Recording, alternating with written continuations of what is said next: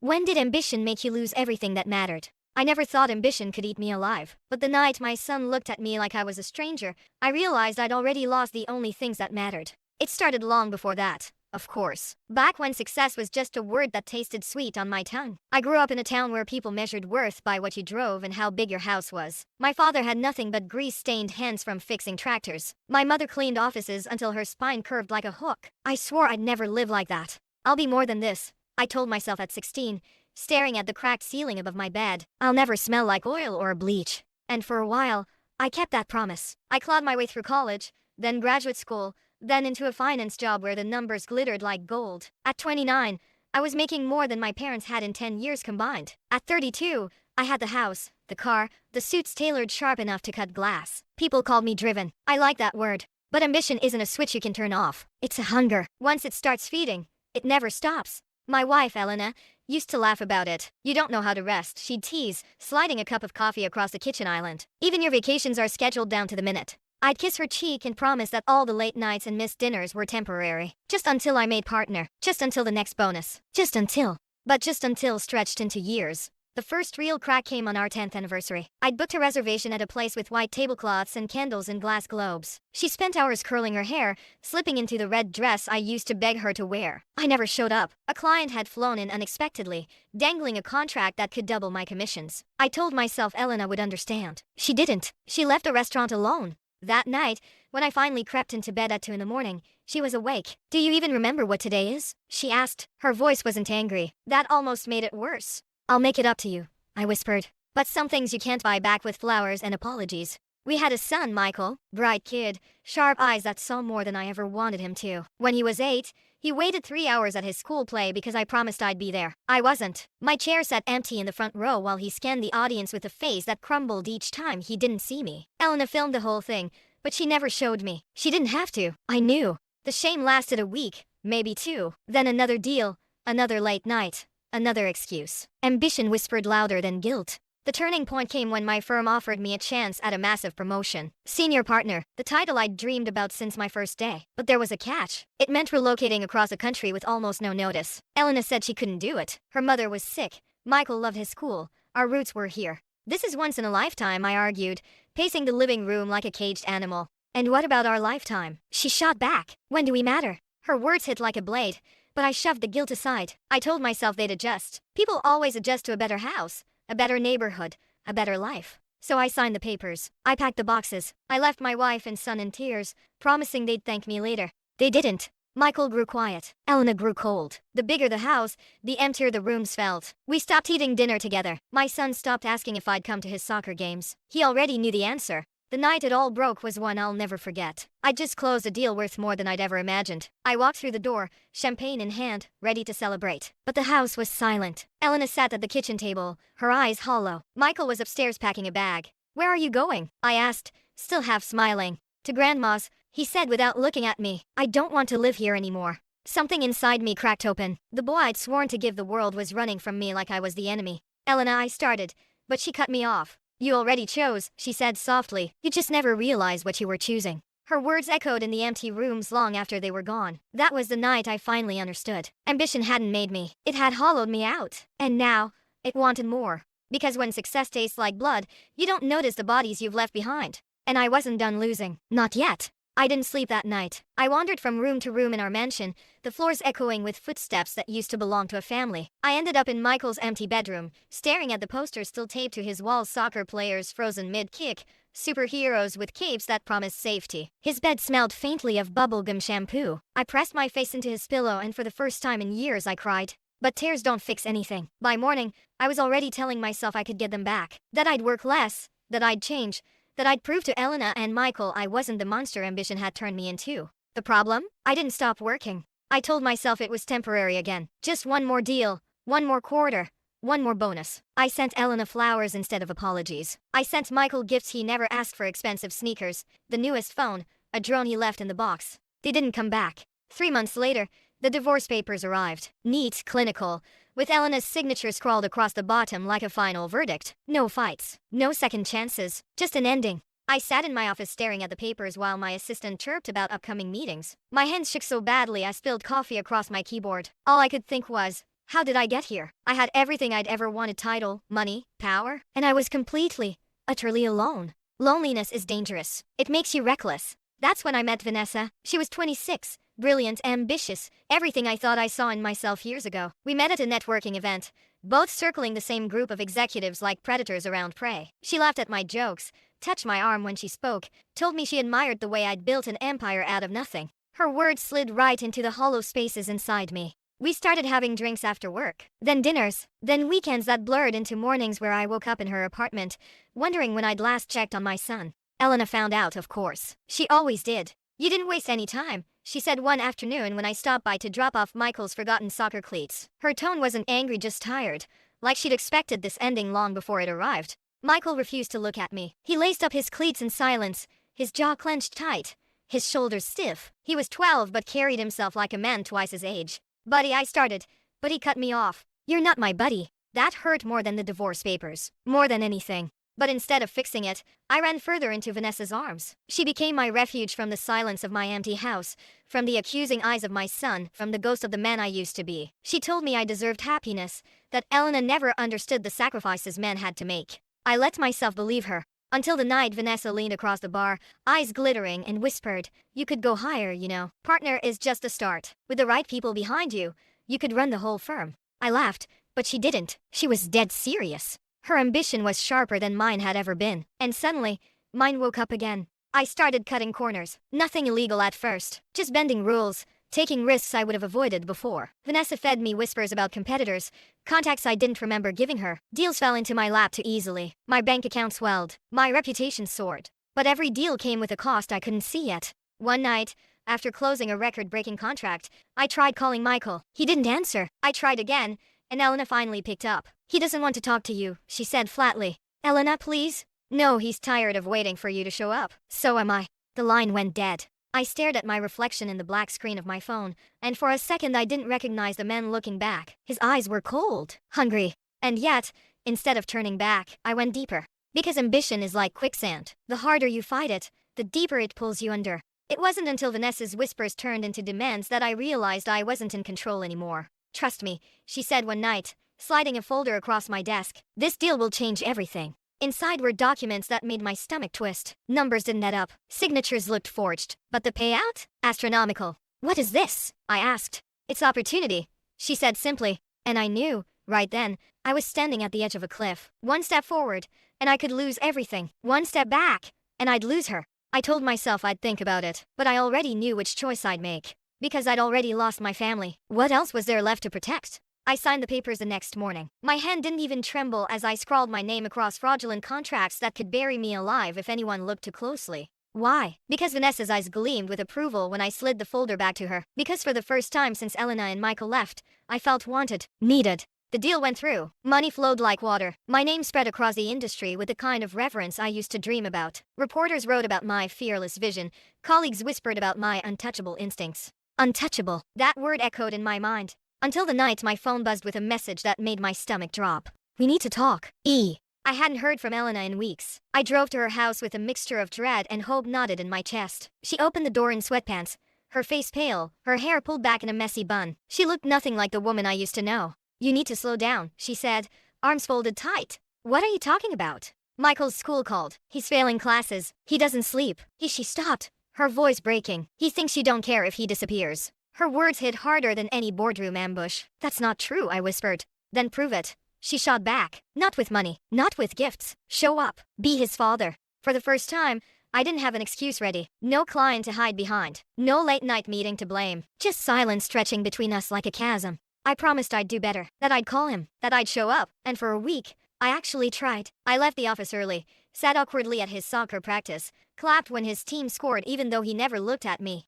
But ambition doesn't tolerate distractions. The moment Vanessa dangled another deal, I was gone again. This time, it wasn't just shady contracts. It was something darker. Offshore accounts, shell companies, money moving in ways that screamed laundering if you squinted at the numbers. I told myself it was temporary, that I'd get out before it collapsed. But greed is a leash. Once it's around your neck, someone else is holding it. One night, I walked into my office and found a man sitting in my chair. He wasn't from the firm. His suit was too cheap, his smile too sharp.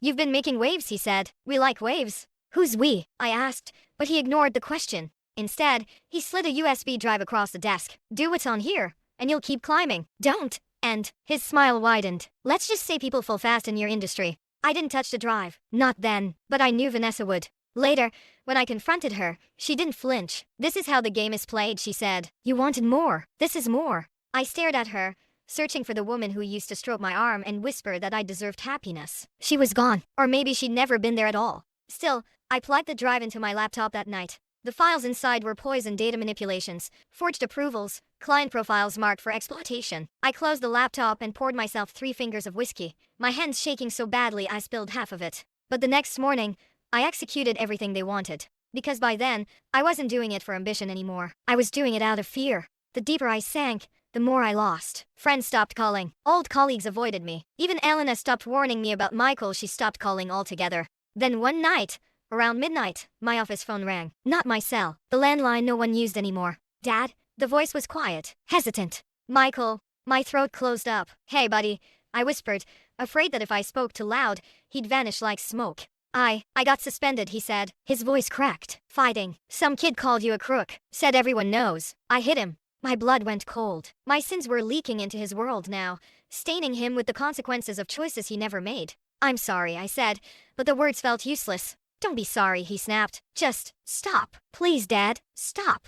The line went dead before I could answer. I sat in the dark office, staring at the city skyline, realizing ambition hadn't just taken Elena from me. It was taking my son, piece by piece. And the worst part, I didn't know how to stop, because the next morning, another deal landed on my desk, bigger than anything before. And I knew I was going to sign it. I told myself it was the last one. One final deal, one final payday, and then I'd walk away clean. Retire. Spend time with Michael. Maybe even win Elena back. That lie tasted sweet enough to swallow. The documents were dense, but I skimmed them like a gambler rushing to place his bet. Numbers blurred into promises of millions. I signed, my pen scratching like a nail across my own coffin. For weeks, everything was golden. The firm hailed me as a visionary. Vanessa draped herself on my arm at galas, whispering about private jets and beachfront villas. Money poured in faster than I could count. But shadows grew just as quickly. Whispers reached me in corridors, regulators sniffing around, auditors raising questions. My assistant avoided eye contact. Colleagues who used to toast me at every win started closing their doors when I walked by.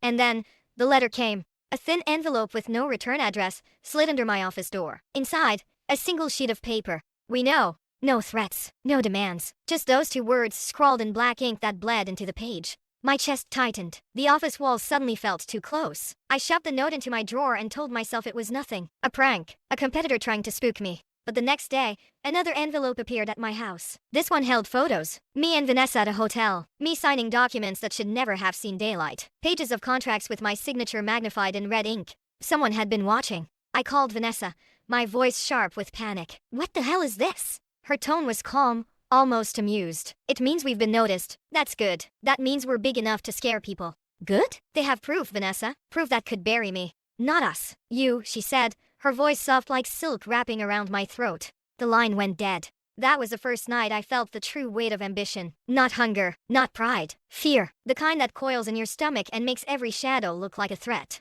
I started drinking more. Whiskey at lunch, vodka at dinner, whatever dulled the edges. My reflection in the mirror grew gaunt, my eyes bloodshot, my hands shaking even when empty. One night, half drunk and desperate, I drove to Elena's house. She opened the door, saw me swaying, and stepped back like I was a stranger. What do you want? She asked. Michael, I need to see him. Her eyes softened for just a moment, then hardened again. Not like this. Please, I begged. My voice cracked. I think I've messed everything up. I don't know how to fix it. She looked at me for a long time, and for a heartbeat I thought she might let me in. But then Michael appeared at the top of the stairs, his face pale, his eyes wide with something between fear and disgust. Go home, Dad, he said quietly. I stumbled back into the night, my heart breaking in a way no business failure ever could. The following week, the investigation became official. Government agents raided the firm. Boxes of documents vanished into vans. Colleagues were escorted out in handcuffs. And me? I got a summons. Sitting in my office, letter trembling in my hands, I finally understood. This wasn't a storm I could outwork, or a deal I could spin. This was the end. I called Vanessa, desperate for answers. She didn't pick up. When I went to her apartment, the door was wide open, closets stripped bare, drawers emptied. She was gone. She'd used me, my ambition, my hunger, my weakness, and now, she'd left me holding the bag. That night, as I sat alone in the echoing shell of my house, the phone rang again. Dad? Michael. His voice was small, uncertain. I saw the news, he whispered. Is it true? Did you cheat? Did you lie?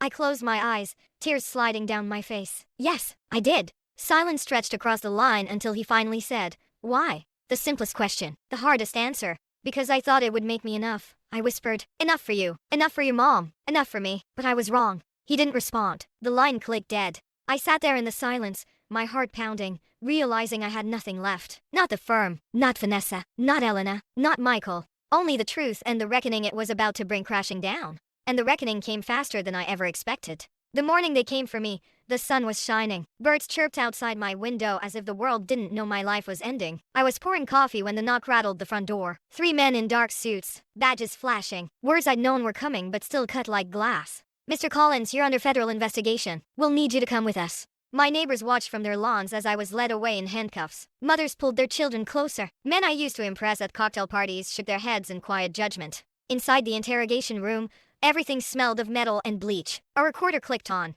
Your signature appears on falsified contracts. Funds were funneled through offshore accounts linked to organized crime. Do you deny it? I wanted to scream that it was Vanessa, that she set me up, that I was just a pawn. But the truth was carved into every document, every transfer. My signature, my greed, my ambition. So I stayed silent. They released me pending trial, but by then the damage was done. My accounts were frozen. My firm cut all TIs. My name flashed across headlines from visionary to villain. And then came the worst blow. Elena showed up at my house one evening, her face pale with fury. Michael doesn't want to see you anymore, she said. My chest tightened. Please, Elena. No, she snapped. You don't get to beg now. He defended you at school, you know. Got into fights with kids who called you a criminal. He still believed in you even when I didn't. And then he saw the news. Do you know what that did to him? Her voice cracked, tears shining in her eyes. He thinks you're a monster. I tried to speak, but my throat closed. She turned and left before I could say a word. That night, I sat in the dark, staring at the empty whiskey bottle on the table,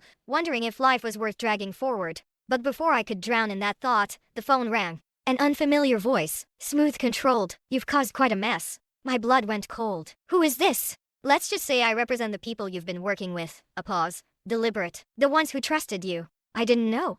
I stammered. Vanessa. Vanessa did her part. You did yours. And now you're useful in one more way. The line crackled. You'll take the fall. Publicly. Completely. You'll keep your mouth shut about names and faces. Do that, and maybe your boy won't have to live looking over his shoulder. My heart stopped. What did you just say? You heard me. The voice was calm, almost bored. We know where he goes after school. We know which nights his mother works late. Don't make us remind you how fragile life is. The call ended. I sat frozen, phone pressed against my ear long after the line went dead. Fear settled into my bones in a way money and ambition never had. They weren't threatening me, they were threatening Michael. I couldn't protect him. Not anymore. Unless I did exactly what they wanted. The weeks that followed blurred into hearings, paperwork, courtrooms with air so dry it cracked my lips. My lawyer told me to fight, but the recordings in my head drowned out his advice. Michael's face, the threat, the quiet promise that my ambition wouldn't just cost me everything, it would cost my son his life. So when the judge asked how I pled, I said the word that sealed my fate. Guilty. Gasps rippled through the courtroom. Cameras clicked like machine guns. My lawyer gaped at me, but I didn't care. I only cared about the boy sitting 3 rows back, refusing to look at me. Michael. For the first time, I wasn't ambitious. I wasn't greedy. I wasn't hungry. I was a father, and a father protects his son, even if it means burning in hell alone. They sentenced me to 7 years. Not the worst, not the best. Just enough time to lose what little I still had. Vanessa never surfaced. Rumors swirled she'd fled overseas with millions. I knew better. She was probably still out there, climbing higher, hungrier than ever. Meanwhile, I sat in a cell with bars for walls and silence for company. Days bled into nights, nights into weeks. And then, one morning, I received a letter. No return address, just my name scrawled in handwriting I knew instantly. Michael's. I tore it open with trembling hands. The words inside were short, brutal. You chose ambition over us. Now you choose prison. I don't know if I'll ever forgive you, but I don't hate you. Not yet. I read the letter 100 times, each line cutting deeper. He didn't hate me. That was all I had left to cling to.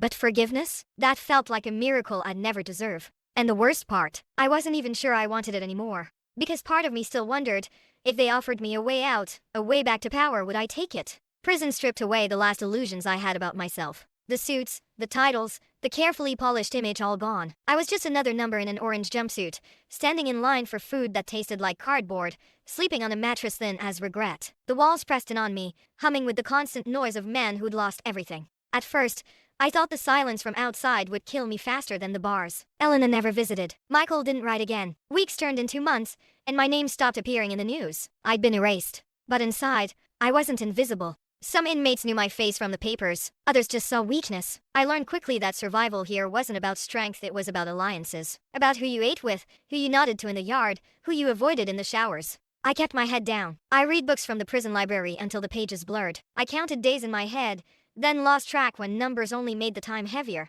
And then one night, I woke to a whisper in the dark. Ambition, man. I sat up, heart pounding. A figure stood by my bunk, a silhouette in the dim light. He pressed something into my hand before slipping away. It was a folded scrap of newspaper. On it, a photo of Michael at a soccer game. Grainy, but his face was clear. No note, no explanation. Just proof that someone still had eyes on my son. My stomach twisted. The walls weren't just prison, they were leverage. Whoever had used me outside still had reach in here. I wasn't safe. And worse, Michael wasn't either. The next day, I found the man in the yard. Tattoos climbed his neck like vines, his eyes cold. They want to remind you, he said simply. Stay quiet. Stay useful. I wanted to scream, to fight, to demand they leave my boy alone. But I nodded, because in prison, screaming only made you bleed faster. That night, lying on my cot, I realized ambition hadn't died with my sentencing. It had just changed shape. Before, I'd wanted money, power, recognition. Now I wanted only one thing. Survival. Not mine, Michael's. I started playing the game again, trading favors,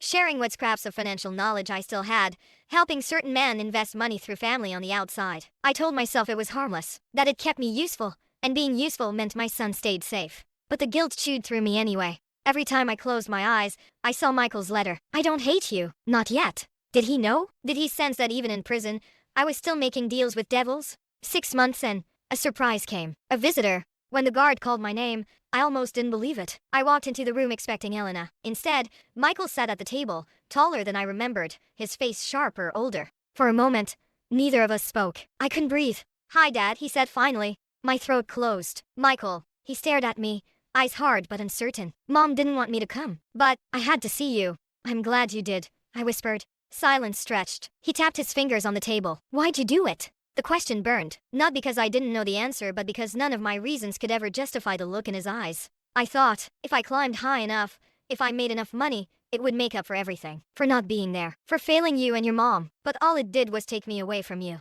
His jaw tightened. You didn't just go away. You destroyed everything. You made me feel like I wasn't worth your time. The words sliced me open. I wanted to reach across the table, to hold him, but the guard's watchful eyes froze me in place. I was wrong, I said, voice breaking. Nothing mattered more than you. I just realized it too late. He looked down at his hands. I don't know if I can forgive you. Tears blurred my vision. You don't have to. Just don't let ambition eat you like it ate me. Promise me that. Michael didn't answer. The guard announced time. He stood, shoved his chair back, and walked toward the exit. But before he left, he turned. For the first time, I saw something in his eyes that wasn't hate. Not forgiveness, but not hate. Maybe that was enough. As the door closed behind him, I realized ambition had given me everything I thought I wanted and left me with almost nothing I truly needed. But one thing still lingered, a thread of hope. Because as long as my son didn't hate me, there was still a chance. A chance that maybe, when I walked out of this place years from now, I wouldn't just be a ghost of ambition. I might still be a father. Hope is a dangerous thing in prison. It flickers, taunts, makes you believe you might still climb out of the hole you dug for yourself. For days after Michael's visit, I replayed his words in my head. I don't know if I can forgive you. He didn't slam the door shut. He left it cracked open. That sliver of light was enough to keep me breathing. But prison doesn't let hope survive long. 2 weeks later, I was summoned to the warden's office. The man sat behind his desk, hands folded, eyes sharp. A file lay open in front of him. You've been useful, he said, helping inmates with financial matters. Word gets around. I froze. My stomach turned to ice. I don't know what you mean. He leaned forward. I don't care if you're running books for half the block. But I do care when outside parties start calling my office asking about you. My chest tightened. Outside parties? He tapped the folder. Your friends on the outside still have long arms. And they're very interested in making sure you stay quiet. I swallowed hard. And what happens if I don't? The warden smiled thinly. Prison accidents happen every day. That night, lying on my cot, I thought about Michael again. About Elena. About Vanessa. Wherever she was, free and probably richer than ever. I realized I wasn't just serving time. I was serving as collateral. As long as I kept my head down, Michael stayed untouched. But every day I breathed in here, the leash around my neck grew tighter. Months blurred into a year. My hair turned more gray than black. My hands shook less from whiskey withdrawal and more from age. And then, one morning during yard time, I heard a name that froze me mid-step. Vanessa. Two inmates were talking, laughing about a news article. I forced myself to walk past casually, but my ears strained. She's living it up in Dubai now, one said. Luxury towers, bodyguards, the works. Said she was untouchable. My blood boiled. Untouchable. The same word people once used for me. The word that had damned me. That night, I dreamed of her face. The way she smiled as she handed me contracts. The way she vanished, leaving me to burn. I woke with my fists clenched so tight my nails drew blood. Ambition had ruined me, but betrayal kept me alive. Because for the first time, I wasn't just thinking about survival. I was thinking about revenge. The opportunity came 6 months later. A guard slipped a small note into my meal tray. 4 words, she's coming to visit. I nearly choked on my food. Vanessa? Here? The next day, they brought me into the visitor's room. I sat at the metal table, my heart pounding, my palms sweating. And then she walked in, dressed in a tailored suit, heels clicking like gunshots on the concrete floor. She smiled, sliding into the chair opposite me. You look older. I wanted to lunge across the table, to scream, to demand why. But my voice came out low, controlled. Why are you here? Because I need you, she said simply. I laughed bitterly. You already used me. Not enough. She leaned forward, her perfume clinging to the air. They still think you're valuable. You still have knowledge, connections. And when you get out, her smile widened. You could have it all back. Her words slithered into my ear like poison wrapped in honey. All back. The old hunger stirred in my gut. The same hunger that had destroyed my marriage, my son, my life. I'm not interested, I said, though my voice trembled. She studied me, eyes sharp. You think rotting in here makes you noble? It doesn't. You'll get out someday. And you'll have nothing. No family, no money, no name. But if you work with me again, she tapped her manicured nail on the table, you'll be unstoppable. The guard announced time. She stood, smoothed her skirt, and gave me one last smile. Think about it. I sat there shaking long after she left. For days, her words haunted me. Unstoppable. I pictured Michael's face, his quiet disappointment. I pictured Elena, her cold fury. And I pictured Vanessa, laughing in some tower halfway around the world while I rotted. For the first time, ambition and revenge braided together in my chest, twisting so tightly I couldn't tell them apart. And I realized I had a choice. Stay quiet, survive, and hope Michael one day forgave me. Or play Vanessa's game one more time, and burn everything left to ash. For weeks, I couldn't think straight. Vanessa's words looped in my head like a curse. You'll be unstoppable. At night, I'd lie on my cot staring at the ceiling, torn in two. Part of me wanted to spit on her offer, to prove to Michael that I could change, that I wasn't the same man who traded his family for power. But the other part, the darker part, wanted to take back everything she stole. To rise again, not for money this time, but to make her fall. I tried to bury myself in routine. Wake at dawn, work in the kitchen, read whatever books I could find. But the hunger grew louder. Revenge tasted like ambition reborn. Then one afternoon, during library duty, I found something that felt like a sign. A business journal, 2 years old, tucked between dusty law books. On the cover, Vanessa's face, her smile sharp, confident. The headline read, Vanessa Clark, the untouchable queen of finance. My hands trembled as I traced her photo. She had everything: wealth, power, influence. And I had nothing. But not forever. That night, I wrote a letter, not to Vanessa, not to Elena, to Michael. I don't expect forgiveness, but I need you to know something. I am not done fighting. Not for money, not for titles, for us, for the truth. Whatever happens, remember that I never stopped being your father. I mailed it before I could lose courage. 2 weeks later, a response came. His handwriting was shaky, uneven. If you're serious, prove it. Don't chase what broke us. Don't let her drag you back down. I don't need you rich. I need you honest. The words burned. Honest. Could I even remember what that felt like? Still, they anchored me, for a while, until Vanessa returned. The guard called my name during rec time. My stomach sank. She was waiting in the same metal chair, a predator wrapped in silk. You've had time to think, she said. What's your answer? I told you. I'm done, I muttered. Her smile didn't falter. Done? No one ever walks away, darling. Not really. You're still useful. You're still valuable. And if you refuse, she leaned closer, her voice a whisper only I could hear. Your son will pay the price. My blood ran cold. Leave him out of this. That's up to you, she said lightly, as if she were talking about the weather. You know the rules. Loyalty or consequences. I clenched my fists under the table. Every muscle screamed to leap across and strangle her. But I stayed still, because she was right. She had the power, and I was still a prisoner. When the guard called time, she stood, smoothed her skirt, and looked at me one last time. Next time I come, I expect a yes. That night, I couldn't sleep. I paced my cell like a caged animal, fury boiling through my veins. Vanessa had stolen my life once. She would not take my son too. But what could I do? The answer came from an unexpected place. One of the older inmates, a weary man named Harris, had been watching me for months. That night, he slid onto the bench beside me in the cafeteria. You're playing with wolves, he said quietly. I froze. What do you mean?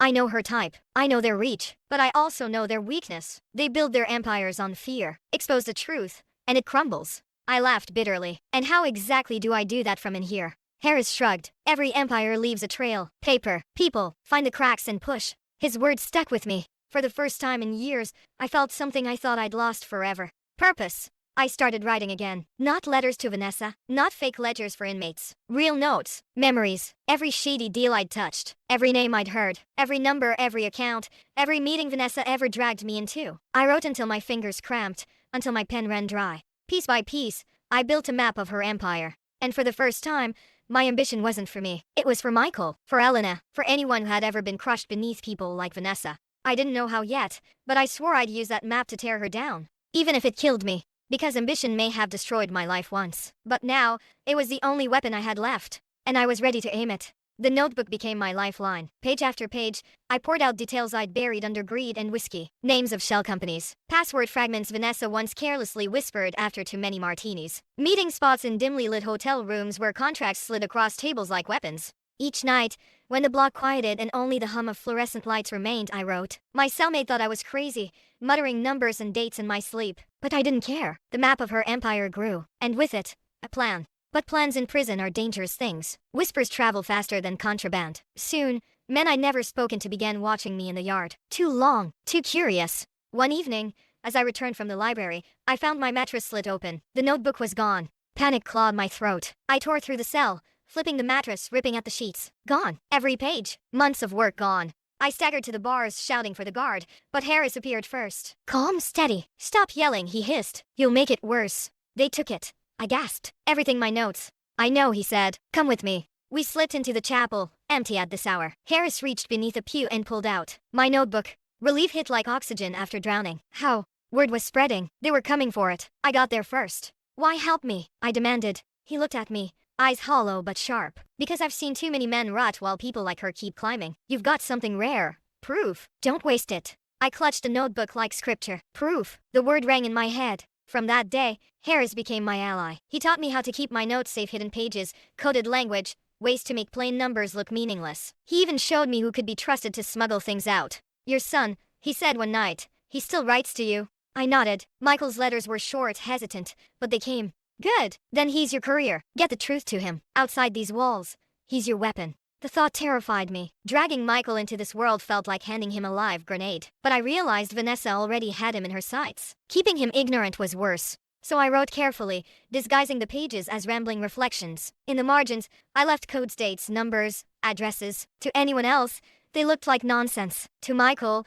they'd be a puzzle. And my boy was smart. Smarter than I ever was. I mailed the first letter trembling, praying it reached him. Weeks passed. No reply. My stomach churned with dread. Had I doomed him?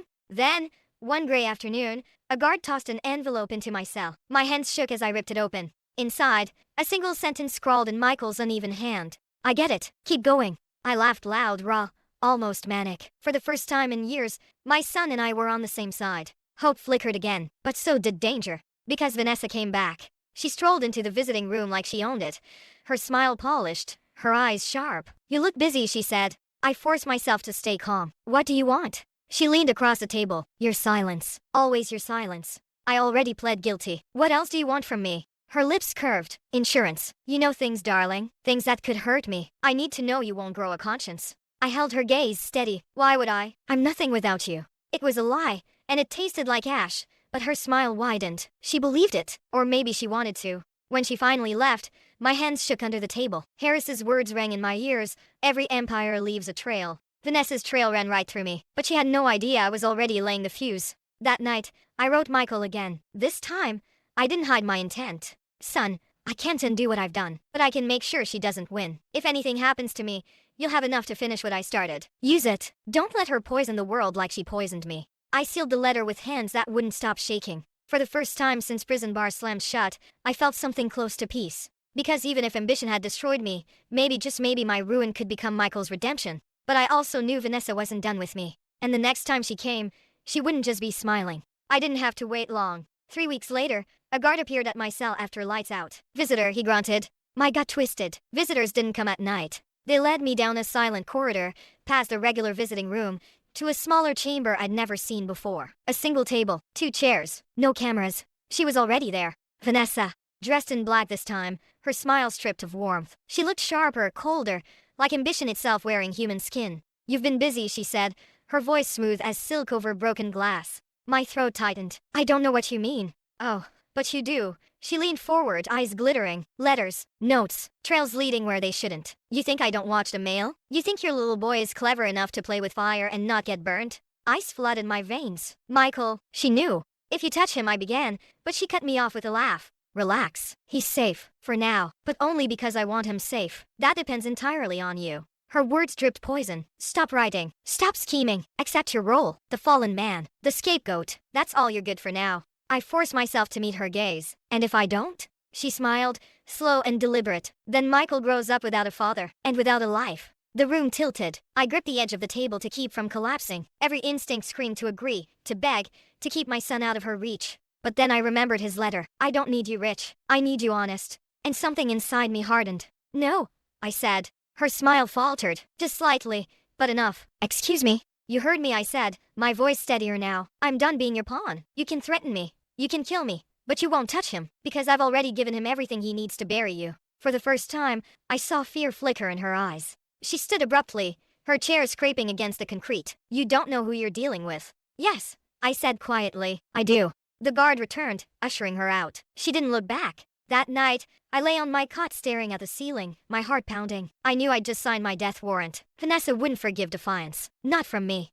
And I was right. 2 days later, during yard time, a fight broke out. Not near me, around me. A circle of chaos, fists flying, shouts echoing off concrete. And in the confusion, a man I didn't recognize slipped close. A shiv flashed in his hand. I moved on instinct. Harris shouted my name. I twisted, the blade grazing my ribs instead of piercing my heart. Pain seared, hot and blinding. Guards swarmed. Whistles shrieked. The attacker vanished into the crowd. They dragged me to the infirmary, blood soaking my jumpsuit. The nurse stitched me up in silence, her hands quick, efficient. "You're lucky," she muttered. "Half an inch deeper and we'd be bagging you." Lucky. That word tasted bitter. But as I lay there, bandaged and weak, a guard appeared with an envelope. "This came for you," he said. I tore it open with shaking hands. Inside was a letter, written in Michael's messy scrawl. "Dad, I figured it out. The codes, the dates. I've started talking to someone who believes me. I think we can take her down. For real. I don't know if you'll ever see it. But what you gave me, it's enough. Thank you." Tears blurred the words. For the first time in years,